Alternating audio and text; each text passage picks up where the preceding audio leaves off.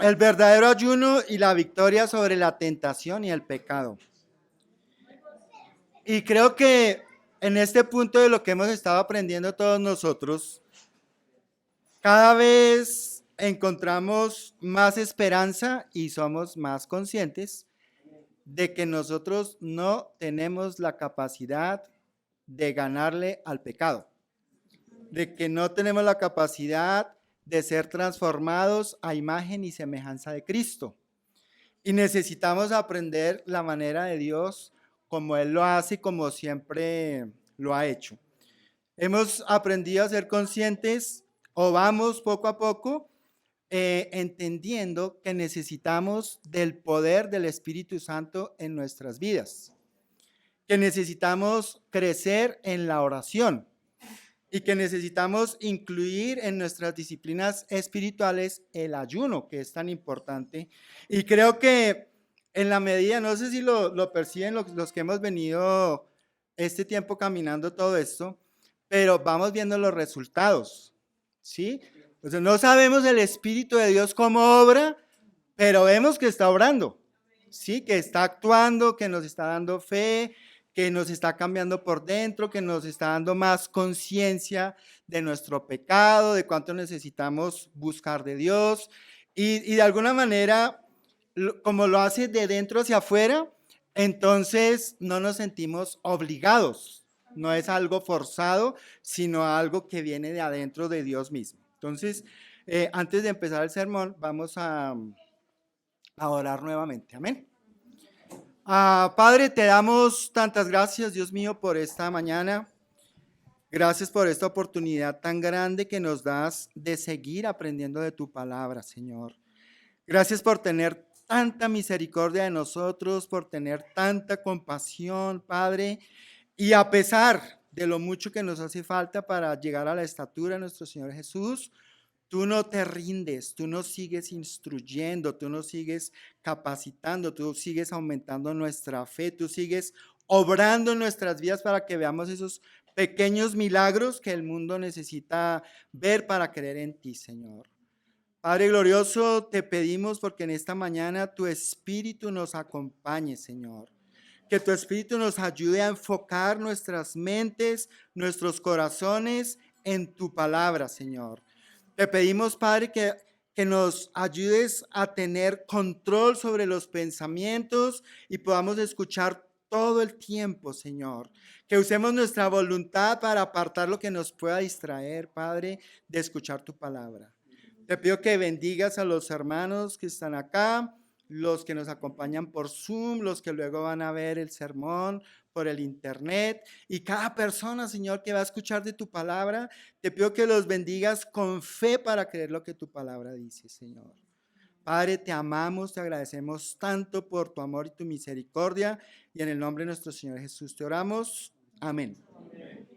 Muy bien, entonces acompáñenme por favor en Lucas, en el capítulo 4. Este pasaje lo estuvimos viendo el año pasado, estudiando o tratando de entender cómo nuestro Señor Jesús vivió su ministerio lleno del Espíritu Santo. Sí, ya hace un poco más de un año que estuvimos viendo y cómo el Espíritu Santo estuvo siempre presente. Casi que digo tan presente, pero no. El Espíritu Santo estuvo presente todo el tiempo en la vida de nuestro Señor Jesús. Y la esperanza es que Él quiere estar igual en nuestras vidas, así como lo hizo con nuestro Señor Jesús. Quiere estar presente en nuestras vidas, quiere llenar nuestras vidas para que desde ahí fluya todo lo que Dios quiere hacer con cada uno de nosotros. Entonces, acompáñenme por favor en Lucas 4 en el versículo 1. Dice así: Jesús, lleno del Espíritu Santo, volvió del Jordán y fue llevado por el Espíritu al desierto. Entonces recordamos eso, ¿no? El Espíritu primero dentro de él, pero luego por fuera lo lleva al desierto. Y dice, allí estuvo 40 días y fue tentado por el diablo. No comió nada durante esos días, pasados los cuales tuvo hambre. Ahora, en Mateo 4, es chévere porque nos lleva fácil al mismo pasaje, pero en Mateo, dice así: luego el Espíritu llevó a Jesús al desierto para que el diablo lo sometiera a prueba. Démonos cuenta que ahí omite Jesús lleno del Espíritu. Pero luego dice, después de ayunar 40 días, se me saltó el versículo, ya. Después de ayunar 40 días y 40 noches, tuvo hambre. Ahora, si lo dejamos solamente en Lucas, vamos a pensar, no, Jesús fue al desierto a aguantar hambre. Pero ya entendemos, por lo que hemos visto en las Escrituras, que el propósito del ayuno es afligir el alma. O sea, el propósito es quebrantarnos por dentro para que Dios pueda hacer el trabajo que Él quiere hacer. Entonces, Jesús fue a ayunar.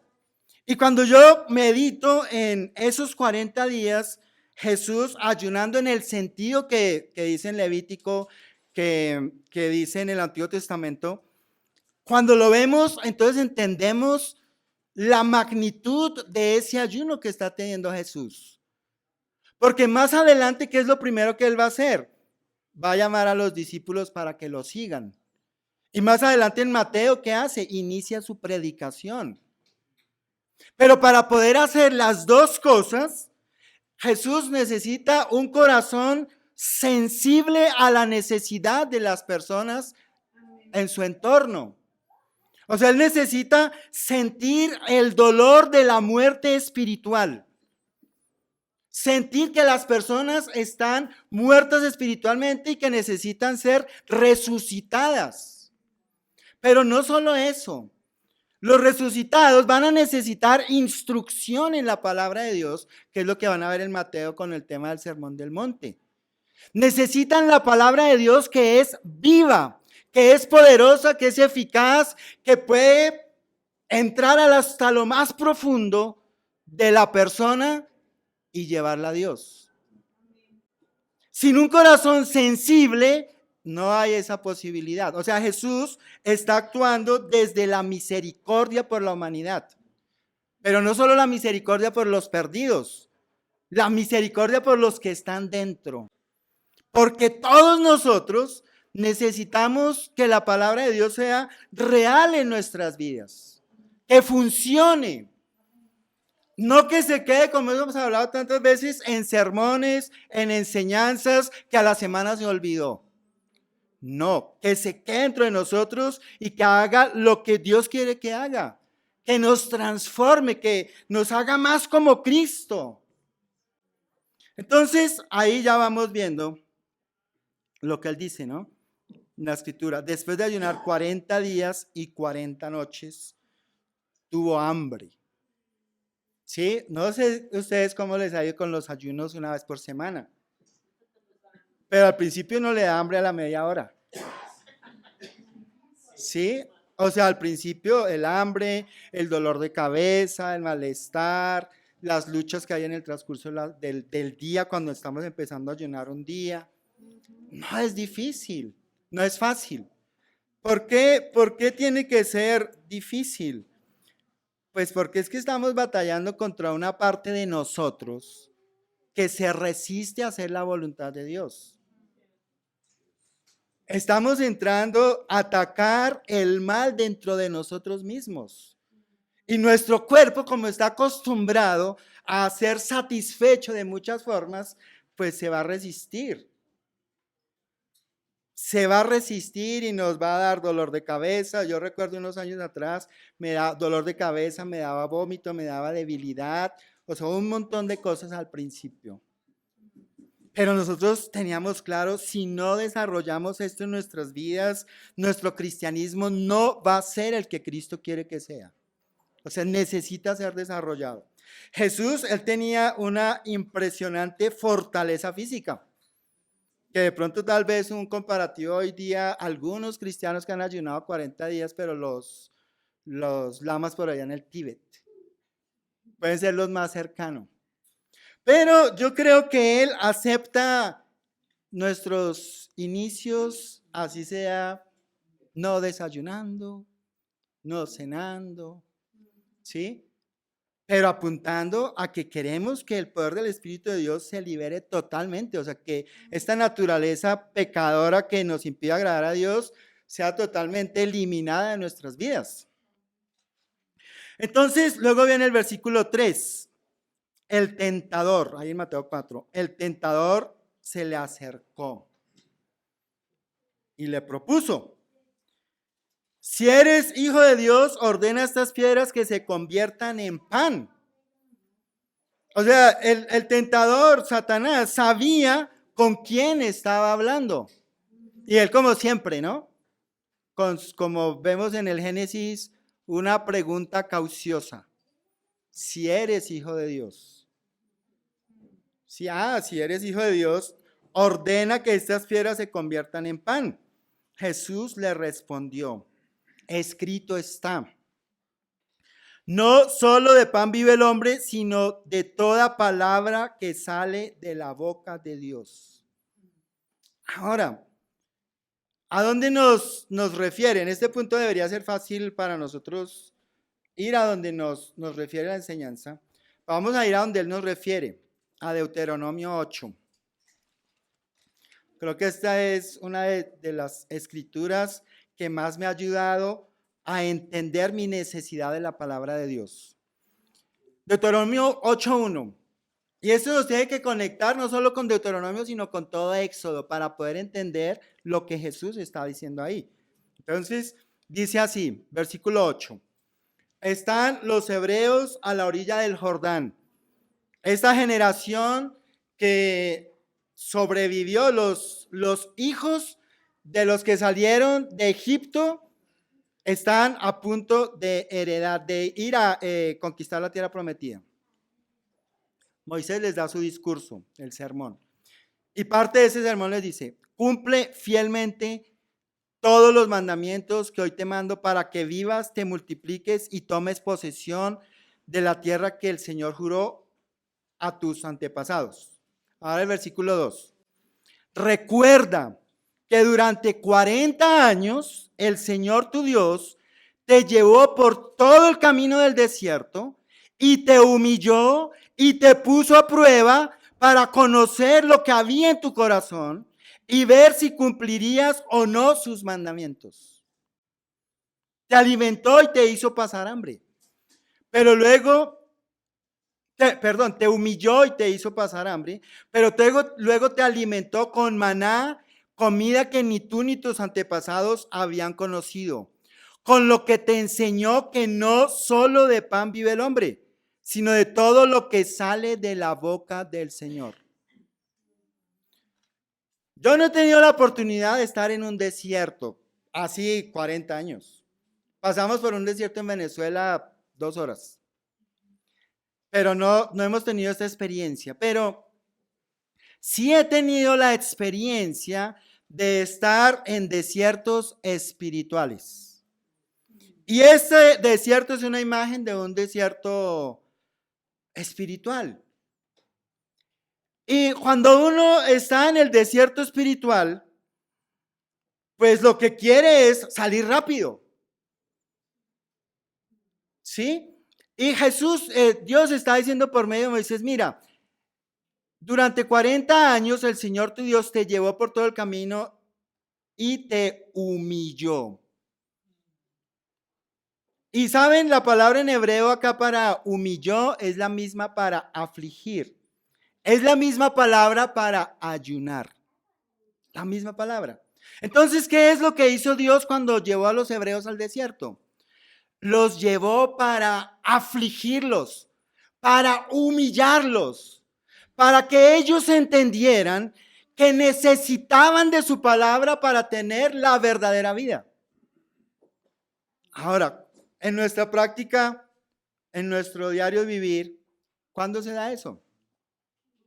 Primero, cuando somos tentados a pecar. Todos nosotros, todos los días somos tentados a pecar. Todos los días somos tentados a desobedecer a Dios en algo.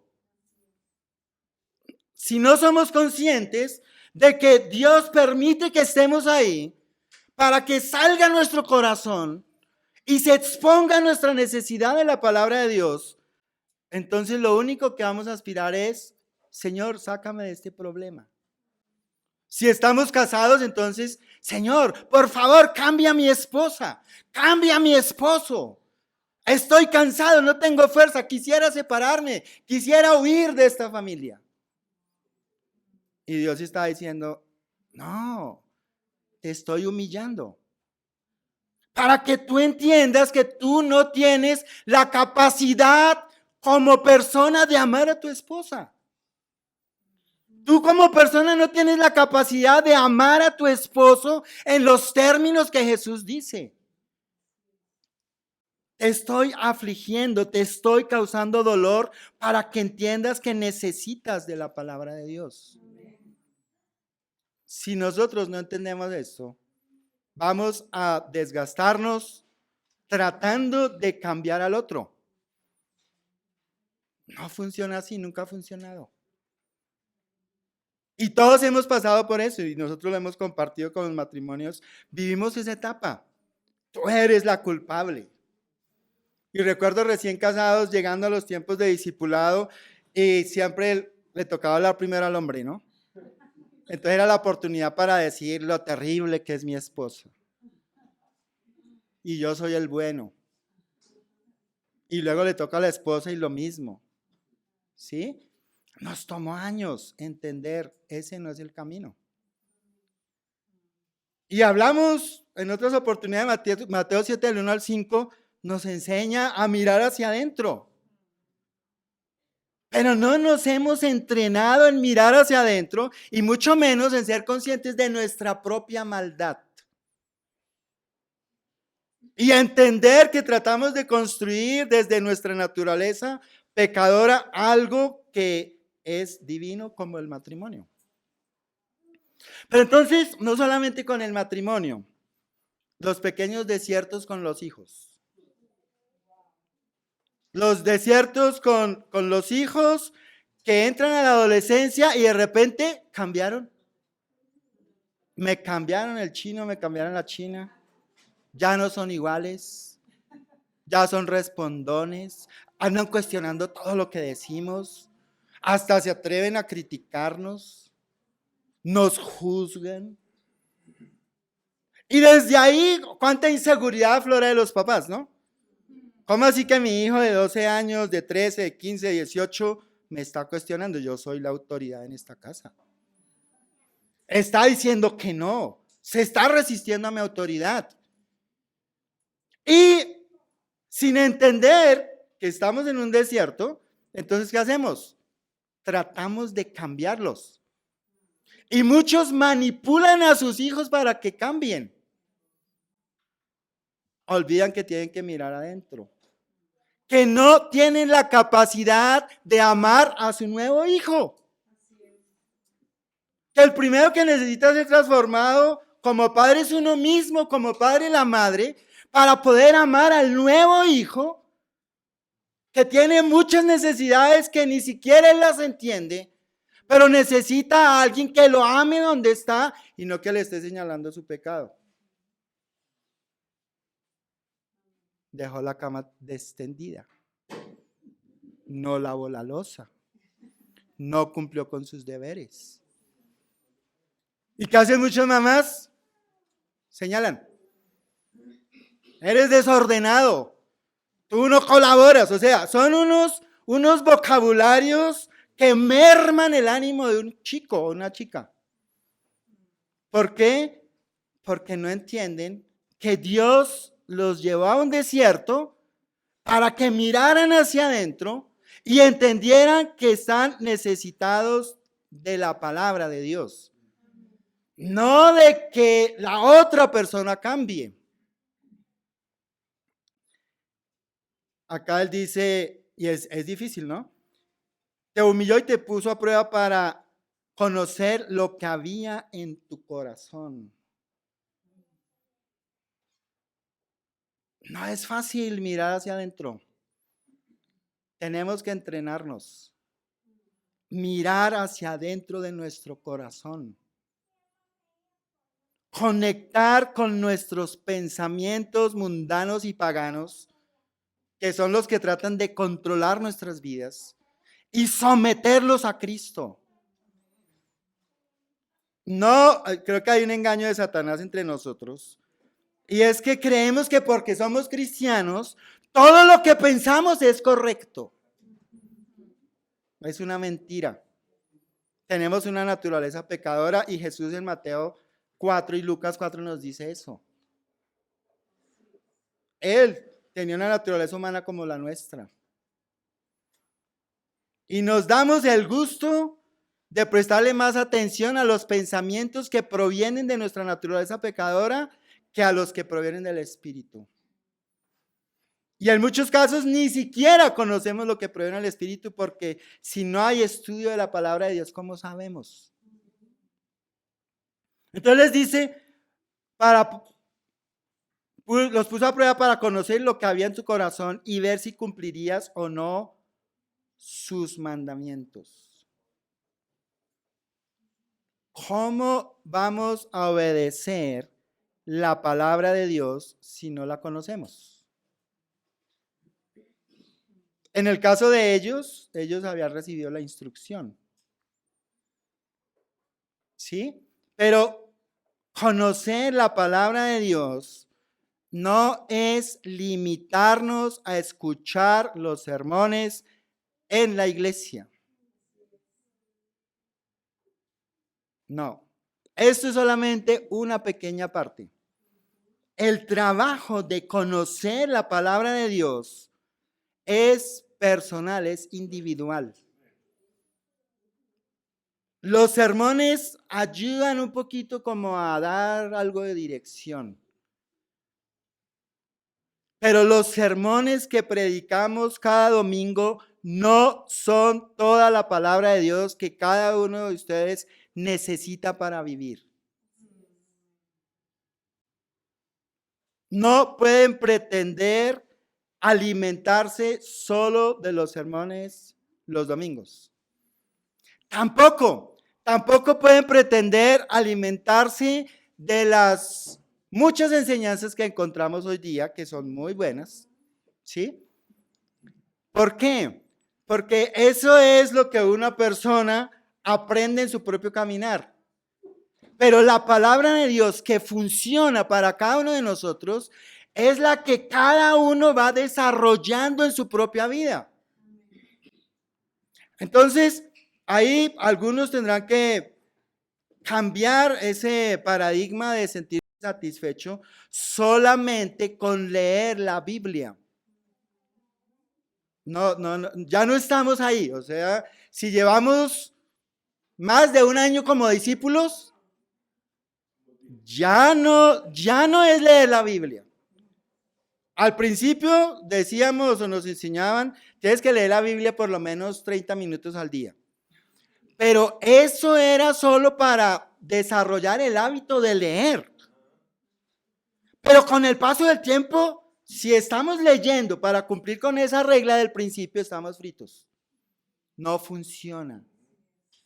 No funciona. O sea, la palabra de Dios no va a poder liberar su poder dentro de nosotros si no la estudiamos para que haga parte de nuestra vida, para que haga parte de nuestra manera de pensar. No funciona. Entonces, en el versículo 3, dice, te humilló, o sea, te afligió y te hizo pasar hambre, pero luego te alimentó con maná. Comida que ni tú ni tus antepasados habían conocido, con lo que te enseñó que no solo de pan vive el hombre, sino de todo lo que sale de la boca del Señor. Esto tiene que quedar grabado en nuestras mentes. Entonces, ¿qué hemos ido aprendiendo con el tema del ayuno? Que es necesario, aún si no estamos en situaciones donde somos afligidos por lo normal de la vida, nosotros tenemos que ser conscientes. Si nosotros mismos no nos autoafligimos, si no buscamos humillarnos delante de Dios, pues no vamos a poder experimentar la vida que Él ha querido que tengamos siempre. Entonces vamos a seguir tratando de vivir nuestro cristianismo con esfuerzos humanos. Vamos a seguir pensando que la vida cristiana se trata de cambiar comportamientos, de cambios externos, de ser buenos por fuera. Y nos negamos a la oportunidad de vivir en el poder de Dios. Entonces, por eso, tanto énfasis, hermanos, necesitamos lo que hemos ido aprendiendo sobre el Espíritu Santo. Eso tiene que bajar de acá a acá. ¿Y cómo se va a ir dando? Jesús nos deja ahí la clave en Mateo 4. Vamos a regresar acá a Mateo 4. Satanás le dice, ordena que estas piedras se conviertan en pan. Y mirándolo desde otro ángulo, ¿cuántas cosas hoy día para nosotros son pan en nuestras vidas? O sea, ¿cuántas personas pueden estar buscando alimentarse más de las ideas que el mundo provee que de la misma palabra de Dios? Y van a terminarse muriendo espiritualmente. Entonces volvemos a repetir, Mateo 4:4. Escrito está, no solo de pan vive el hombre, sino de toda palabra que sale de la boca de Dios. Y eso lo menciona más, Jesús lo desarrolla mucho más en Juan, que lo estuvimos estudiando el año pasado. No hay vida. Si no nos alimentamos de la palabra de Dios, si no vivimos en el Espíritu Santo, no hay vida espiritual.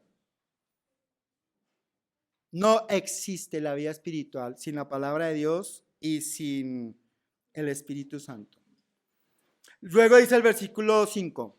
Luego el diablo lo llevó a la ciudad santa e hizo que se pusiera de pie sobre las partes más altas del templo y le dijo, si eres hijo de Dios, tírate abajo porque escrito está. Ordenará que sus ángeles te sostengan en sus manos para que no tropieces con piedra alguna. ¿Y qué es lo que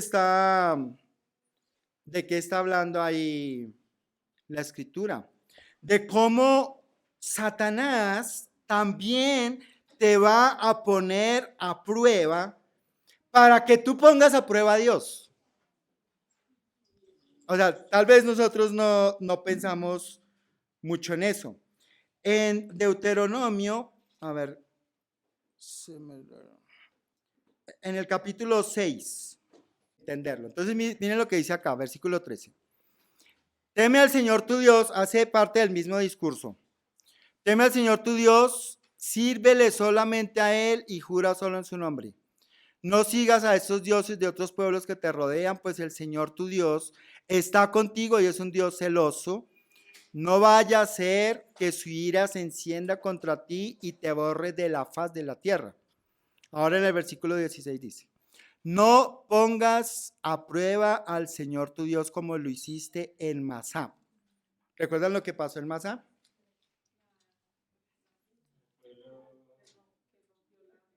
Sí, o sea, ellos pusieron a prueba a Dios en el sentido de que se quejaron por el tema del agua. ¿Sí? Imagínense lo delicado que es poner a prueba a Dios si uno no se da cuenta. Voy a ver si tú realmente cumples lo que prometes. Esa fue la actitud de ellos. Voy a ver si tú cumples lo que prometes. O sea, poner a prueba a Dios da la idea también como es una idea de desconfianza. Sí, sin ser conscientes, yo pensaría, todo el tiempo estamos desconfiando de Dios. ¿Por qué desconfiamos de Dios? Porque si confiáramos en lo que Él dice, pues nuestras vidas serían muy diferentes. Pero dudamos de lo que Él enseña. Entonces en el versículo 7, mire cómo lo relaciona Moisés. Dice, no pongas a prueba al Señor tu Dios como lo hiciste en Masá. Cumple cuidadosamente los mandamientos del Señor tu Dios y los mandatos y preceptos que te ha dado. Haz lo que es recto y bueno a los ojos del Señor para que te vaya bien y tomes posesión de la buena tierra que el Señor juró a tus antepasados.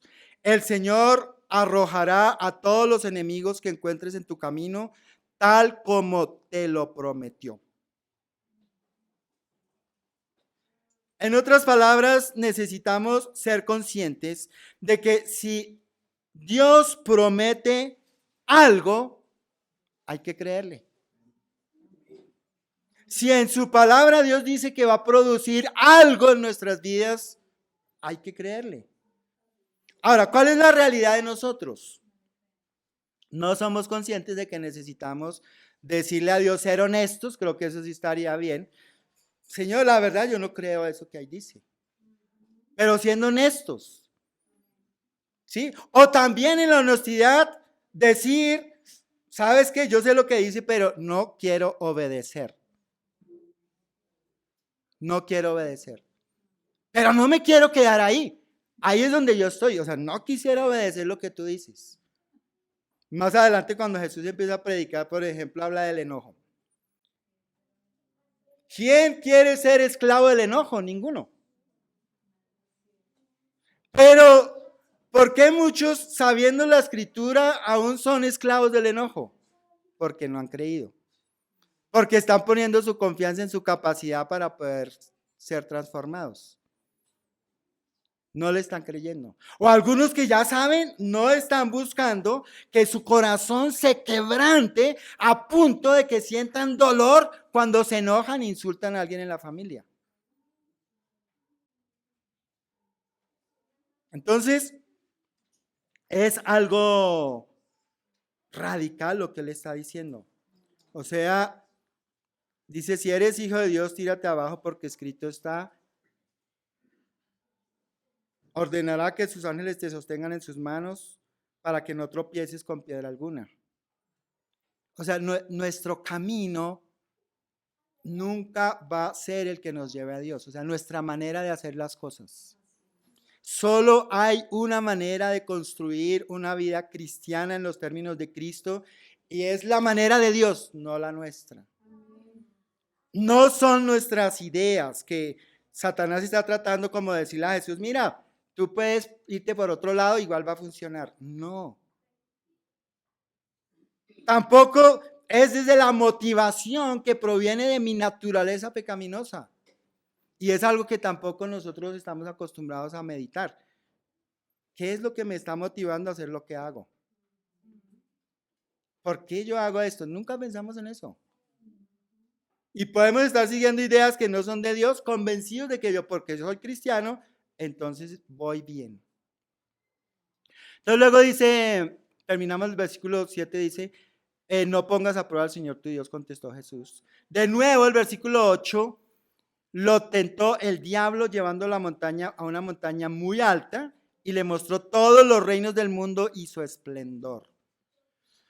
Todo esto te daré si te postras y me adoras. Versículo 9, Mateo 4:9. Todo esto te daré si te postras y me adoras. Y hoy día esto sí que es una batalla para muchos. ¿Saben que Satanás, uno de sus nombres es Lucero de la Mañana? Pero ese lucero de la mañana era el ángel perfecto. O sea, él todo lo hacía bien. Y de repente, como que no se siente satisfecho con que el único que debe ser adorado es Dios. Y él quiere ser centro de adoración. Y ahí empieza la rebelión. ¿Sí?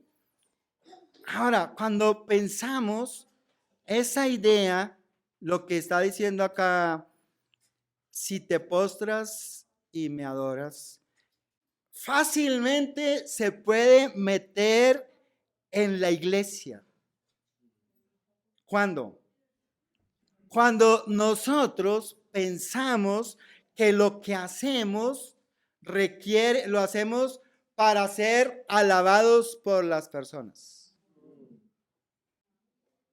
Y Jesús habla en Mateo 6 de la motivación para ayudar a los necesitados, para ayunar, para orar. Y básicamente es para toda nuestra vida cristiana. No sé ustedes, pero yo batallo con eso.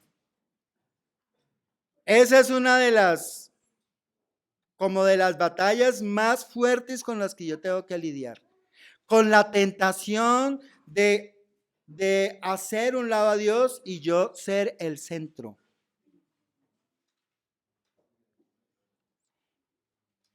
Y bueno, por la gracia de Dios, Él ha hecho su trabajo y me ha humillado y me ha hecho morir a ese deseo. Pero por un tiempo yo no fui consciente de que estaba buscando exaltación. Y esto es un pecado con el que va a tener que lidiar cualquiera que quiera servir a Dios. Porque el servir a Dios trae muchos privilegios. Trae reconocimiento, trae aceptación de muchas personas, trae popularidad, y más los que predican. Trae muchas cosas. Cuando no somos conscientes de eso, puede llegar el momento en el que Jesús deja de ser el centro. Y lo que hacemos, lo hacemos para la gloria personal. Pero hubo una época en nuestra iglesia, en nuestra comunidad de iglesias, en que Jesús dejó de ser el centro. Y nosotros empezamos a predicar una iglesia perfecta. Entonces yo me acuerdo invitando a la iglesia. Es que cuando vayas a mi iglesia vas a encontrar esto. ¿Sí? Y recuerdo también desarrollando cierta idolatría hacia líderes en ese tiempo. A punto de creer sin cuestionar enseñanzas que para la época tal vez funcionaron, pero hoy día dice uno, esto no proviene de Dios. Entonces, hermanos, nosotros los que estamos predicando, necesitamos que ustedes nos ayuden a cuidarnos de eso. Porque queremos amar, pero yo pensaría, no hay un solo hombre o mujer que esté sirviendo que no vaya a luchar con el deseo de ser adorado. Tenemos que ser conscientes de eso. Jesús, entonces Satanás le dice, te daré todo esto si te postras y me adoras. Yo había desarrollado un corazón idólatra por personas y no me había dado cuenta. Había puesto mi confianza más en personas que en Dios mismo.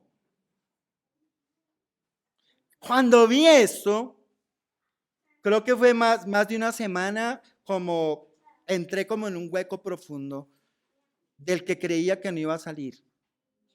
Porque no había entendido lo grave delante de Dios que era esto. Y creo que desde ese hueco Dios como que me empezó a levantar poco a poco.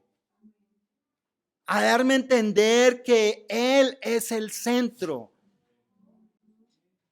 Que yo no tengo la capacidad de producir cristianismo en mi propia vida.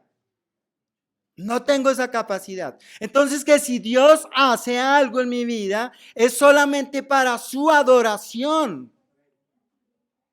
No para la mía, ni para la de la iglesia. Es solo para Él. Es una batalla con la que tenemos que lidiar. Y es una batalla fuerte. Y eso también se mete en los hogares, donde hay culturas machistas, donde el hombre es la cabeza y tiene que ser servido, donde el hombre es la autoridad, no el esclavo de la esposa y de los hijos. ¿Qué eso somos? En Cristo nosotros somos esclavos de nuestra esposa y de nuestros hijos, no estamos por encima de ellos. Pero ¿en cuántos hogares hoy día los Los padres, los esposos, no son los esclavos, están por encima. Yo recuerdo antiguamente, no sé en cuántos hogares hoy día será eso, pero cuando le servían al papá, él tenía la mejor carne y era el plato más grande.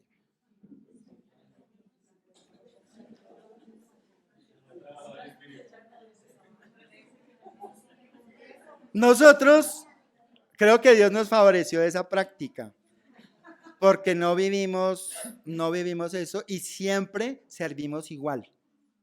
En nuestra casa, cuando tú vas a almorzar con nosotros, el que va a almorzar con nosotros, ¿dónde me siento? En cualquier parte, todos los platos son iguales. Aquí no hay nadie superior. No hay nadie superior.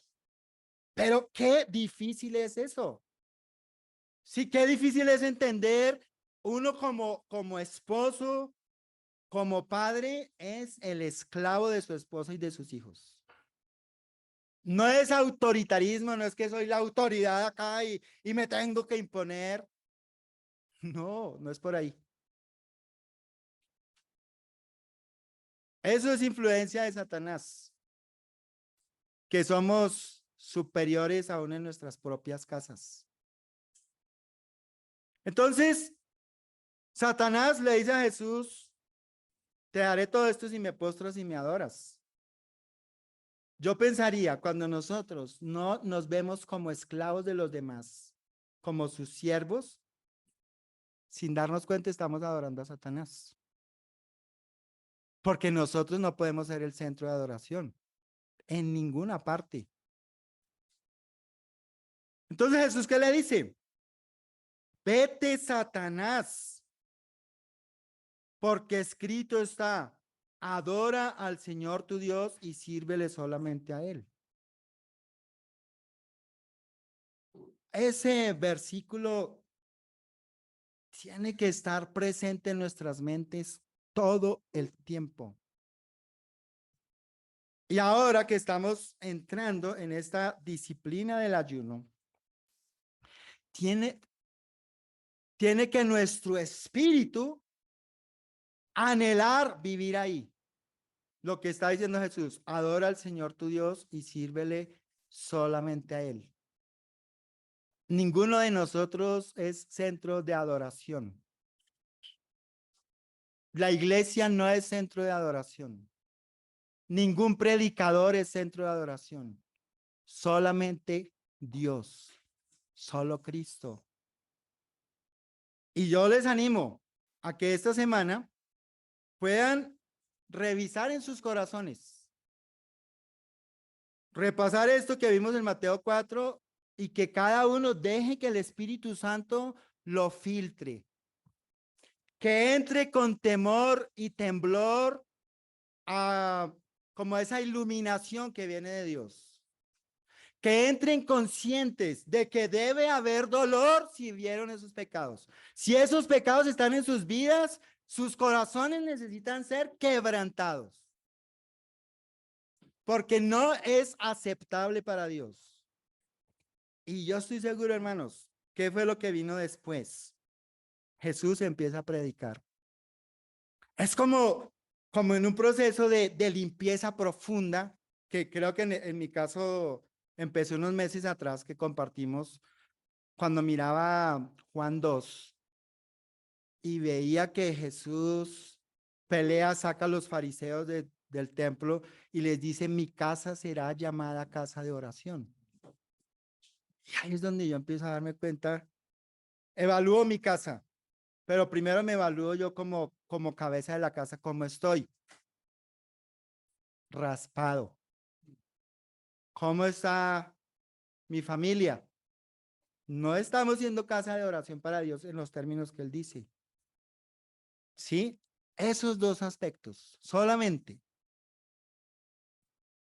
Entonces necesité ser humillado, afligido, pero no solamente eso, necesité buscar mucha más aflicción de parte de Dios para que Él pudiera darnos la fe que necesitábamos y que nuestra casa genuinamente sea una casa de oración para Dios, luz para las naciones, como dicen las escrituras. ¿Desde dónde? desde lo que produce el Espíritu Santo, no desde lo que nosotros hacemos, porque eso nos limita terriblemente. Y muchos dejan de hacer cosas porque ya no tienen el ánimo. Claro, se acabó la fuerza, como dice la canción, se me acabó la fuerza. Cuando entendemos lo que Jesús está enseñando, somos imparables porque es el Espíritu de Dios quien lo hace a través nuestro. Amén. Entonces, ya para ir cerrando, luego que viene en la vida de Jesús, él empieza a predicar. Y dice ahí en Mateo 4:17, él predica, arrepiéntanse porque el reino de los cielos está cerca. Y llama a los primeros discípulos. Todo esto lo hemos estudiado cuántas veces separado, pero todo en Mateo tiene una secuencia. En todos los libros de la Biblia hay una secuencia. Entonces empieza a predicar. Jesús estaba preparado para llevar el evangelio. Yo estoy seguro, o sea, nosotros nos preparamos espiritualmente, dejamos que Dios nos limpie de nuestras maldades, de nuestras impurezas, y este lugar no va a ser suficiente. El otro año no va a ser suficiente. ¿Por qué? ¿Porque somos increíbles? No. Porque hemos aprendido a humillarnos delante de Dios y a confiar en su poder, que hace mucho más de lo que nosotros podemos imaginar. Luego vemos a Jesús en Mateo iniciando su ministerio, llama a los discípulos, empieza a entrenarlos para que ellos lleven el evangelio por toda esa región. Y en Mateo 5 viene la enseñanza de Jesús. Todo empieza a tomar sentido. Hermanos, si nosotros y amigos que nos visitan hoy, si le creemos a Jesús, vamos a vernos tan hambrientos de la palabra de Dios, tan necesitados de vivir en el poder del Espíritu Santo, que nuestra naturaleza pecaminosa, que se resiste a vivir como Dios quiere, va a ser esfumada. Va a salir de nuestras vidas y nos vamos a asombrar de todo lo que Dios va a seguir haciendo, de cómo Dios va a utilizar a cada uno, de cómo cada uno va a ser consciente de esos dones que Dios ya le dio para servir a la edificación de la iglesia. ¿Quién no quiere vivir una vida así?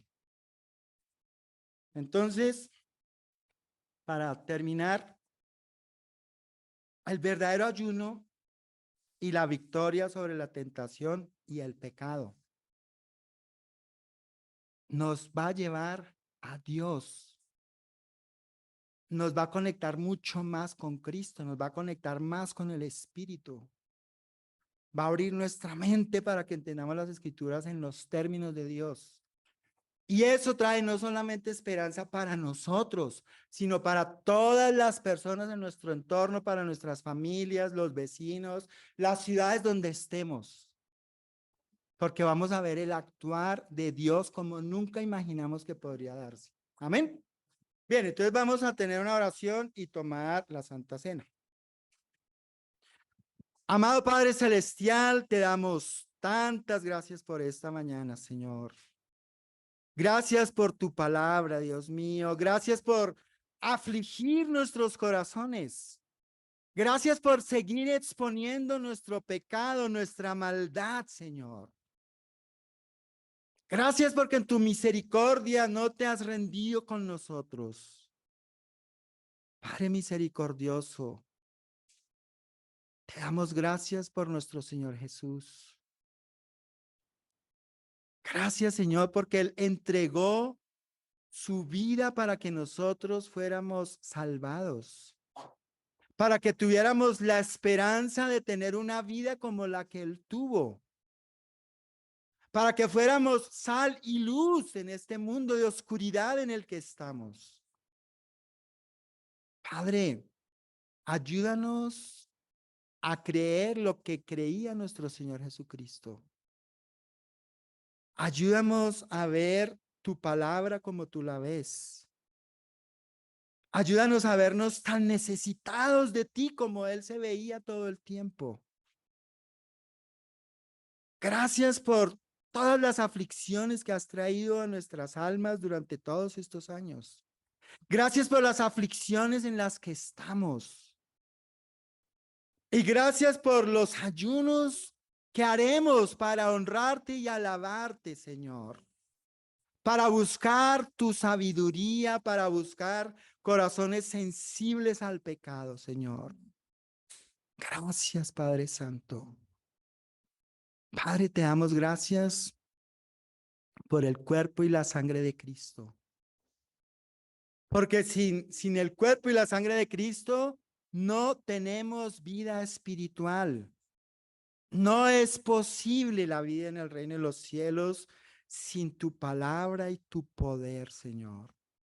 Ayúdanos cada día a ser más conscientes de que te necesitamos. Padre, te alabamos, te glorificamos, Señor, y te agradecemos por tanta misericordia por nosotros y por este mundo que tanto te necesita. Padre Santo, ahora vamos a tomar la Santa Cena, Señor.